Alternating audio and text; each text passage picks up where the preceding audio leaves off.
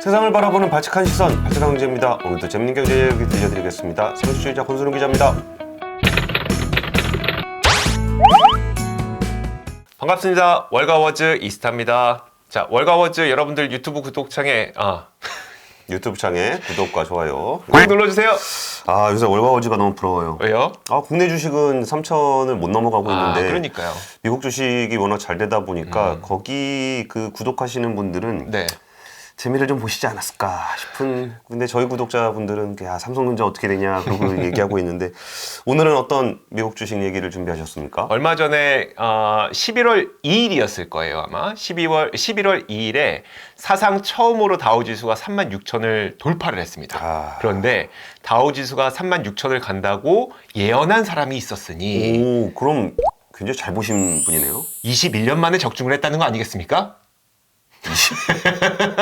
21년이요? 21년 만에? 다우 4만 갑니다.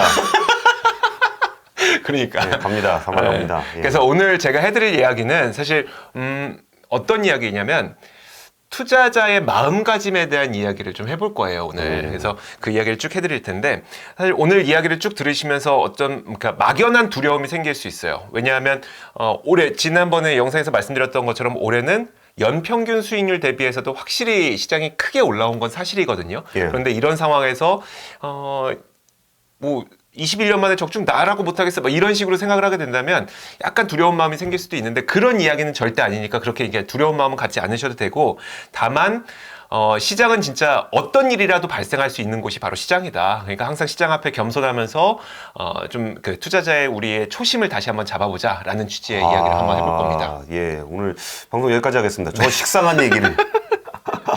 그러니까요. 예, 한번 그래도 한번 얘기라도 한번 들어보죠. 예, 그 식상한 얘기를 얼마나 재밌게 풀어내시는지. 그 정도예요?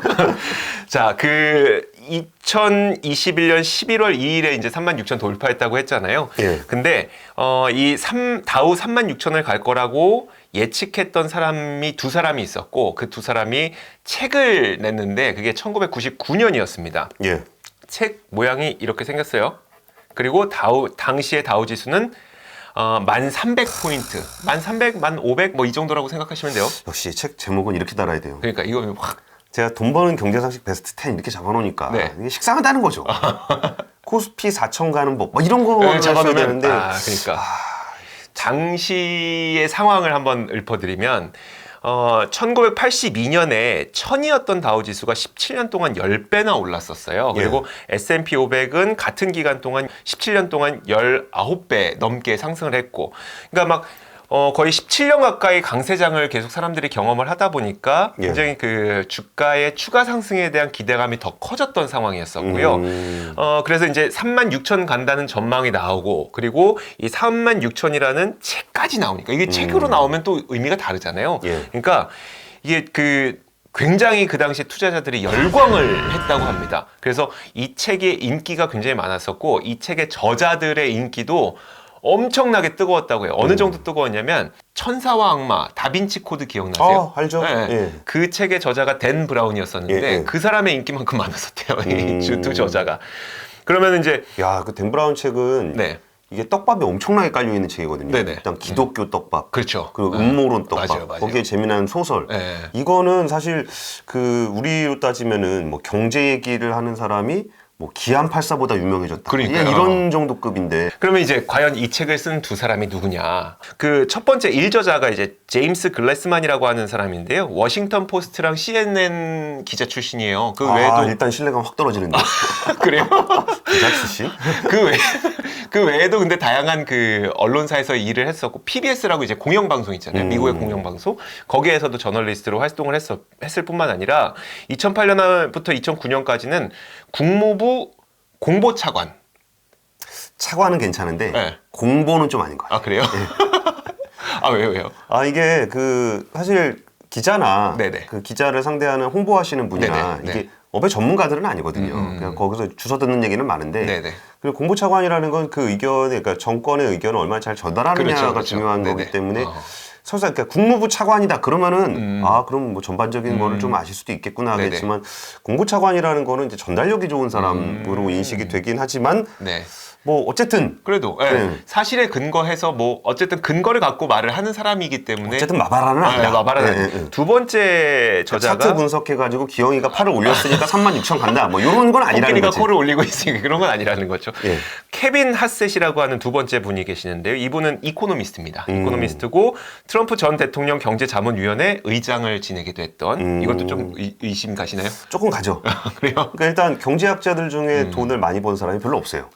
네. 뭐 케인즈 정도 네네. 말고는 뭐 거시경제학자들도 투자 시장은 조금 다르니까 조금 차이가 있을 수는 있겠지만 어쨌든 마바라는 확실히 아닌 걸로. 예. 그 사람들이 다우고 만일 때 예. 36,000을 가야 된다라고 얘기한 겁니다. 사실 특정 시점을 제가 이 책을 직접 읽어보진 못했어요. 근데 이 책을 소개하는 그 월간지가 있었어요. 월간지는 굉장히 자세하게 나오는데 그 월간지는 제가 직접 읽어봤거든요. 근데 거기에는 특정 시점은 나오지 않아요. 하지만 이 36,000 간다고 하니까 사실 그 당시에도 반론이 엄청나게 많았을 거잖아요. 그렇죠. 아니 많이 36,000 간다고? 그래서 그걸 반박하는 곳에서 추정키로는 이들이 주장한 바는 2004년까지 36,000 간다라고 주장을 했다고 해요. 제가 책을 직접 확인하지 구할 수가 없어요. 구할 수가 없어서 못 봤는데 어쨌든 책의 주된 그 메시지는 뭐냐면 사실 메시지는 이거예요. 그냥 미국 시장에 장기 투자하라가 메시지인 거예요. 그렇게 따져봤을 때 미국 시장은 현재 저평가되어 있는 것이고 그럼 지금 적정 가치는 얼마냐? 지금 적정 가치는 36,000이다가 이 내용의 그 책의 취지입니다. 제가 그래서 그 소개된 내용을 쭉 읽어봤다 했잖아요. 사실 저는 이해가 안 돼요. 잘 이해가 안 됩니다. 너무 어려워요. 왜냐하면 채권보다 안전하다는 근거로 배당 수익률을 썼고요. 그리고 뭐 여러 가지 근거로 현금 흐름을 썼고요.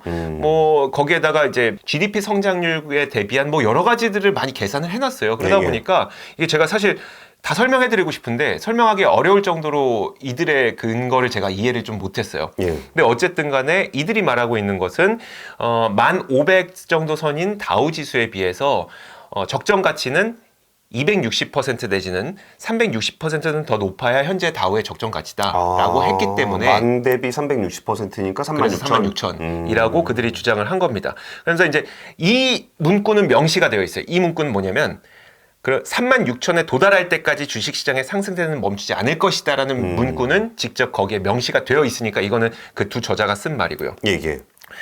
근데 이 책의 논리가 당시에 매우 논란이 되다 보니까 반박하는 자료를 보니까 이거는 반박을 누가 했냐면 이것도 제가 원문을 찾았습니다.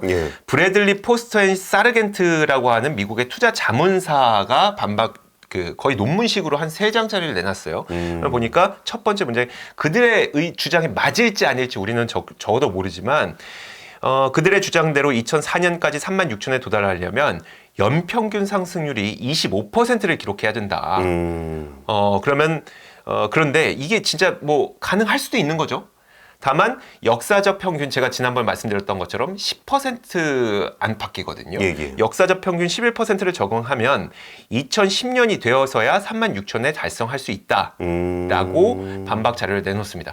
물론 이 두 명의 저자가 여러 가지 근거를 놓고 지금 저평가되어 있으니까 36,000이 적정 가치입니다라고 아무리 얘기를 한들 만에서 36,000 가려면 매년 25%씩 5년을 성장해야 되는데 이게 현실적으로 가능해 보이냐는 이야기를 얘네들이 한 거죠. 그러니까 이게 특정 기업이 아니라 지수니까. 특정 기업이면은 연평균 25% 상승할 수 있죠. 할 수 있죠. 이게 뭐 기업에서는 뭐 사이즈에 따라 다를 수도 있고.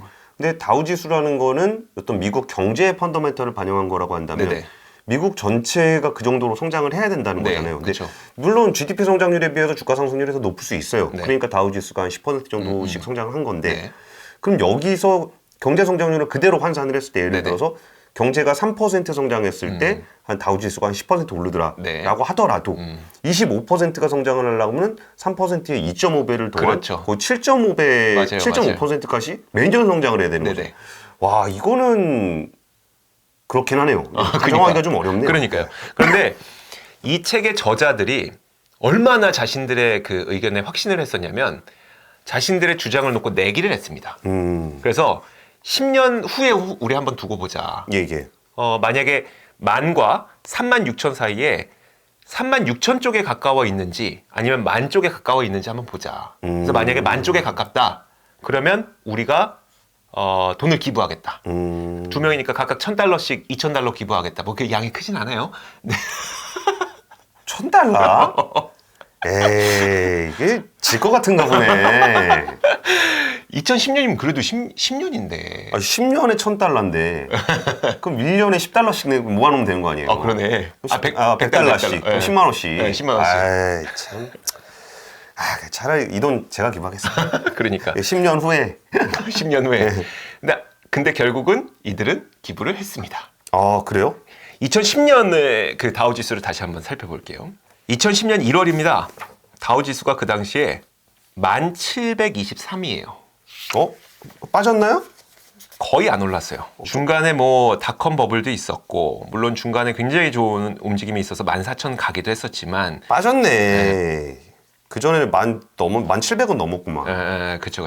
에이, 이게 91년에 나온 책이라 그랬죠. 99년. 99년에 나왔는데 와, 결국 10년 장기 투자했더니 조금 소폭 하락했다. 그쵸. 이게 팩트네요, 일단은. 아마도 이들은 속으로 그 생각도 했을 거예요. 아이 그래 뭐 36,000까지 못 간다고 하더라도 미국 시장의 연평균 상승률이 10%인데 아이 36,000 근처까진 가겠지 10년이면 이라고 생각하겠지만 결국은 이제 뭐 제자리였기 때문에 뭐 그 생각했겠죠. 이게 중간에 36,000 만하고 36,000이니까 반하면 한 2만 3천? 2만 3천. 그건 넘겠지. 그건 넘겠지 정도 생각했겠지만 결국은 이제 시장에 어떤 뭐 변혁이라든지 사건 사고 터지고 막 이러면서 그러니까 이런 일이 발생을 한 거예요. 예. 이 사례가 너무 유명하다 보니까 2011년에는 직접 이 저자가 인터뷰를 했습니다. 그리고 자신이 잘못됐다는 걸 시인을 하게 됩니다. 오, 그래도 용감하네요. 월스트리트 저널과의 인터뷰였었는데 그 당시 이제 제목이 이래요. 내가 36,000이 틀린 이유라고 하면서 미국 성장률이 당시에는 평균 3.5%로 본인이 계산을 했대요. 근데 2000년대 그 이후에 들어오면서 세상이 바뀌며 미국의 성장률은 2%대로 내려앉았다. 그러다 보니 안 맞았다. 그리고 자산 가격의 변동성이 장기간 되면 될수록 평탄해지는 건 나는 아직도 주장을 하고 있다. 그러면서 이제 그때 주장했던 게 장기간으로 하면 변동성은 평탄해지니까 채권보다 주식이 낫다는 주장을 그때 했었거든요. 1999년에. 그리고 이거는 분명한 사실이지만 측정할 수 없고 예상할 수 없는 리스크가 발생할 수 있다는 걸 안 넣었다. 어쨌든 그 다우지수에서 지금 만 올라온 과정을 보면은 이게 그 서프라임 모기지 글로벌 금융이기 때문에 굉장히 폭락을 했어요. 네네 맞아요. 거기서 이제 올라오는 와중이기는 하네요. 네, 그러니까 그렇죠. 측정할 수 없는 리스크라는 부분은 금융위 같은 리스크는 측정할 수 없었다. 뭐 이런 얘기로도 해석할 수 있을 것 같아요. 닷컴 버블도 측정할 수 없는 리스크였다. 뭐 이 정도의 이야기가 되겠죠. 예. 그러면서 이제 마지막으로 썼던 이야기는 이거는 이제 명시되어 있는 겁니다. 그 사람의 이야기를 제가 그대로 읊어드리면 이론적으로 역사적 평균은 비참한 기간만 버틸 수 있다면 주식을 매수하는 것이 좋다는 걸 보여주는데 하지만 대부분의 투자자들은 그렇게 하는 것이 극도로 어렵다는 것을 알게 됐다. 30년 동안 투자에 관한 글을 써오면서 충분히 이해하지 못했던 사실이다. 라는 이야기를 마지막으로 써놓습니다. 야, 30년 동안 썼는데 30년 동안이 근데 아까 말씀드렸던 17년 동안의 강세장이 계속 있었잖아요. 예. 그 경험을 하면서 느꼈던 바를 이제 1999년에 썼지만 예측할 수 없었던 사건들이 터졌고 그런 것들이 결국은 내가 틀리게 만들었다라는 이야기인데요. 사실 그러면 권 기자는 사실 이런 거 보면 무슨 생각을 하게 되세요? 근데 저는 그냥 말씀 들으면서 생각이 났던 게 펀더멘탈의 변화라는 것을 인정하지 않은 것 같은 느낌이에요. 그러니까 이게 연평균 성장률이 여기 원고에 써 있는 거는 아까 말씀하셨지만 3.5%에서 2%로 줄었다라는 건데, 네네. 그러니까 이 부분이 국가의 경쟁력도 있고 기업의 경쟁력도 있잖아요. 그러면 여기가 그 안정적으로 성장할 수 있는 기반이 있는 데가 이렇게 꾸준하게 성장을 하는 거하고 아니면 빠르게 성장하는 거 좀 늦게 성장하는 거 이런 게 있잖아요. 저는 그런 생각이 들었어요. 이분들이 이렇게 전망을 했던 한 2000년대 초반까지만 하더라도 미국의 일극 체제는 아니었어요. 그러니까 미국이라는 나라가 가지고 있는 패권 그리고 그 경제가 가지고 있는 어떤 펀더멘탈한 그런 경쟁력이 그 전에 그러니까 뭐 냉전을 겪고 그다음에 이제 일극이 되긴 했지만 그 당시에 뭐 중국의 부상이라든지 뭐 이런 부분들 그리고 이제 어떤 산업의 변화로 네네. 인해서 플랫폼 같은 것들의 그 독점력이 강화되는 과정은 예를 들어서 구글이라는 회사가 이렇게 성장을 했는데 다른 회사들하고 비교를 하면서 네. 야, 1등 기업은 이렇게 꺾이더라. 예를 들어 IBM 같은 데랑 네네네. 비교를 해서. 그쵸. 근데 이게 제조물, 네. 그냥 어떤 컴퓨터를 만드는 그 제조 기업이 성장할 수 있는 그 과정과 독점력이라는 거는 한계가 있어요. 네네. 생산 쪽에서는. 그럼 얘를 장기적으로 이렇게 성장할 거라고 전망하는 건 굉장히 위험하다고 보는 거예요. 그렇죠. 네. 그 제조물 분야에서는. 네네. 그러면 이게 만약에 그 플랫폼 기업 같은 경우에 그 독점력이 이게 뭐 폴리티컬한 리스크, 그 정치적으로 규제를 하지 않으면은 네네. 이 플랫폼의 독점력은 점점 그렇죠. 강해지거든요. 네. 그럼 이 플랫폼 기업을 장기적으로 분석할 때는 오히려 이게 장기적으로 꾸준히 성장할 거다라고 전망할 수 있어요. 네네. 근데 반면에 어떤 생산 기업들의 어떤 걸 전망을 하게 되면은 그때 경쟁 상황에 따라서 완전히 맞아요. 다른 판단을 해야 된다는 맞아요. 거예요. 네. 지금 다우존스 지수가 이렇게까지 올라와 있는 그 과정들을 보면은 미국이 다시 그 패권을 독점적으로 가져가는 구도를 굉장히 강하게 드라이브를 걸고 있어요. 네네. 그리고 소비의 중심, 그리고 가장 많은 자산을 풀고 있고. 그럼 이 가장 많은 자산을 풀었을 때 달러가 버틸 수 있을 것이냐라는 것도 네. 이때 2000년대 초반이나 2010년도에는 그런 거 몰랐을 거예요. 네네. 야, 우리가 돈을 너무 많이 풀면 환율이 안 맞아요, 좋아지고 맞아요. 인플레가 날 거야. 네. 라고 생각했는데 지금의 미국은 자신감이 있어요. 네. 야, 그거 달러 풀어도 인플레 안 생겨. 달러 약세 안 생겨. 네. 그러면서 이걸 쏟아내고 있는 상황이기 때문에 이 시점에 미국이랑 기업이 가진 펀더멘탈의 잠재력과 네네. 지금 미국이 보이고 있는 행태가 다르거든요. 그러면 이 어떤 기본적인 경쟁력 변화를 쳐다보지 않으면 네네. 현재 관점에서 과거를 기준으로 평가하는 것이 좀 어려울 수도 있는 것 같아요. 그러니까 이 사람들이 틀렸던 이유는 숫자가 틀린 게 아니라 네네. 미국이란 국가의 경쟁력과 경제 구조가 좀 달라졌다라고 좀 저는 보여요. 근데 제가 이 이야기를 오늘 준비한 이유는 뭐냐면 사실 그 저의 개인적인 경험도 크게 작용을 하긴 하는데 투자를 하다 보면 강세장을 겪은 이후에 개인 투자자들의 투자 심리가 많이 변하게 되는 경우가 많아서 그래요. 예. 뭐냐면 그러니까 저의 경우에도 강세장을 경험한 이후에는 처음에는 주식 투자를 하기 시작할 때에는 1년에 몇 퍼센트 정도 뭐 10%, 한 7, 8%만 벌어도 참 좋겠다라는 생각을 하기 시작하다가 강세장이 쭉 진행이 되잖아요. 뭐 수익률이 높아져요. 그러면은 그때부터 뭔가 선택과 그리고 판단이 빨라지게 됩니다. 근데 그 선택과 판단이 빨라지게 되는 거는 오류인 경우가 상당히 많고요. 그러니까 지금 미국 시장에 직접 투자하고 계시는 분들은 아마 그 이런 느낌을 갖고 계신 분들이 많을 것 같아서 그러는 거예요. 제가 그림 한 가지 보여드릴게요. 처음에 사람이 투자를 하기 시작할 땐 초심은 이래요. 그러니까 천천히 올라가겠거니 난 그러면서 장기간 모아갈 거야. 연평균 한 10%만 벌어도 어우 땡큐지 라고 생각하지만 초반에 재미를 보거나 아니면 중간에 변동성을 경험을 해서 크게 떨어지거나 이러면서 이제 매매를 하기 시작하잖아요. 그럼 그 다음부터 매매 타이밍이 굉장히 빨라지게 됩니다. 그러니까 처음엔 난 장기로 뭐 자손한테 물려줄 수 있을 만한 기업을 선택해서 해야지라고 시작했지만 이게 하다 보면은 하락폭이 커져서 팔기도 하기도 하고요. 그쵸. 아니면 좀 수익 보다 보니까 재밌어서 팔기도 하고요. 이런 경험들을 하다 보면은 어느새 좀 내가 좀 잘하는 것 같아. 초심이 사라져 있어요. 초심이 사라져 있는데 제가 자료 한 가지를 더 보여드릴게요. 강세장이 그러면 그동안 얼마나 이어졌느냐를 놓고 봤을 때 짧게는 31개월도 있고요. 최장 기간은 130개월 넘었죠. 저희가 바로 2019년 팬데믹 이전에 경험했던 게 130개월 넘게 최장 기간 그 강세장이 이어졌던 건데 이런 강세장이 언제 끝날지 계속 이어질지도 아무도 모르기 때문에 36,000이라고 계산을 했던 이 똑똑한 사람들도 사실 틀린 정도가 아니죠. 이거는 뭐 만에서 그냥 만까지였으니까 10년 동안. 그리고 그분들 10년 있다 만되고서 팔았을 거야. 그럴 수도 있어요. 내가 틀렸네라고 생각하고 아까 사과도 했다라는 얘기는 주식 투자 판단으로 하면 매도를 했어야 되는 거잖아요. 맞아요. 이걸 만약에 그 사람들이 자신들이 얘기했던 거를 진짜 믿고 네네. 내가 지금은 어떤 이 측정할 수 없는 리스크 때문에 이게 못 맞췄지만 네네. 그럼에도 불구하고 나는 될 거라고 생각해라고 해서 만약에 들고 있었다면 그럼 많이 또 36,000이 됐을 거 아니에요. 근데 아까 실패를 인정했다라는 거는 팔았다는 거지. 말대로 한다면. 이게 진짜 맞는 말인 게 실패 인정하고 마지막에 무슨 얘기 하는 줄 아세요? 저 이것도 보고 좀 놀랐는데 그러면서 제안을 하고 있는 게 50대 50 바벨 전략을 그때 제안합니다. 근데 만약에 바벨 전략 뭔지 짧게 소개해 주세요. 그 바벨 그러니까 50의 주식과 50의 채권을 가져가게 되면은 그 리스크와 그러니까 리스크 보상과 리스크를 상쇄하면서 훨씬 더 수익률이 좋다가 이제 바벨 전략이잖아요. 예. 근데 만약에 2010년에 바벨 전략을 썼잖아요. 그러면 오히려 수익률이 시장 수익률 대비 못 미치게 돼요. 아니 그냥 틀린 거예요. 그냥 뭐 이건 뭐 할 것 없이 틀린 거예요. 그 사람은 그냥 뭐 할 것 없이 틀린 건데 사실 똑똑한 사람들조차도 그 강세장이 언제까지 이어질지 모르고 예상할 수 없는 상태에서 만약에 초심과 다른 투자를 하게 되면 분명히 굉장히 많은 패착이 나타날 것 같아서 특히 저는 지금과 같은 미국 시장이 굉장한 강세장을 일어나고 있는 게 시장이 하락할 거란 얘기 아니에요. 그래서 제가 앞서 말씀드린 게 그거였었어요.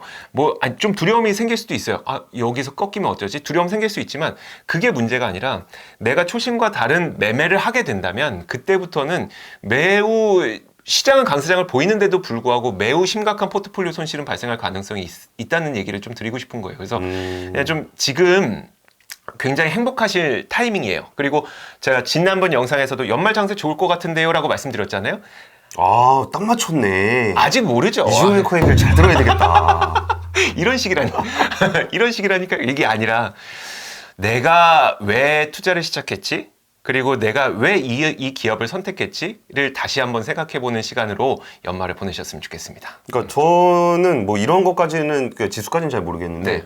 예를 들면 테슬라 같은 거 있어요. 네네. 테슬라를 제가 뭐 예전에 뭐 기술 분석하고 막 그럴 때 야, 여기는 넘사벽이구나 네, 라고 생각해서 그때 뭐 이조 앵커도 얘기하고 제가 방송에서도 많이 얘기했는데 뭐 얼마 갈 거 같냐라고 했을 때 뭐 $1,000 뭐 간다 뭐 이런 얘기 하는 거를 네네. 저는 간다 그랬어요. 네. 근데 이게 뭐 있겠지. 네. 그냥 분출은 있는데 지금 그 당시에 이제 50만 대도 못 파는 회사였어요. 네네. 50만 대도 못 파는 회사니까 저럴 수밖에 없지. 그렇죠. 네. 근데 이거는 생산 캐파가 늘어나게 되면 너무나 자연스럽게 걔네들은 판매가 늘어날 수밖에 네네. 없는 그런 기업이었거든요. 네. 근데 물론 저도 테슬라 주식을 두 주인가 갖고 있어요. 근데 그것도 어차피 갈 거니까 네네. 어차피 갈 건데 지금보다 조금 싸면 사야 되겠다. 네네. 어차피 갈 거지만 좀 싸면 사야 되겠다라고 생각하다가 못 산 거예요. 맞아요. 네, 그리고 지금 와서 살 걸 그랬나? 이제 이 네네. 생각을 하게 되는 건데 어쨌든 그 자기가 처음에 투자하기로 했던 전망이라는 것이 필요하긴 해요. 네네. 1번 필요하다.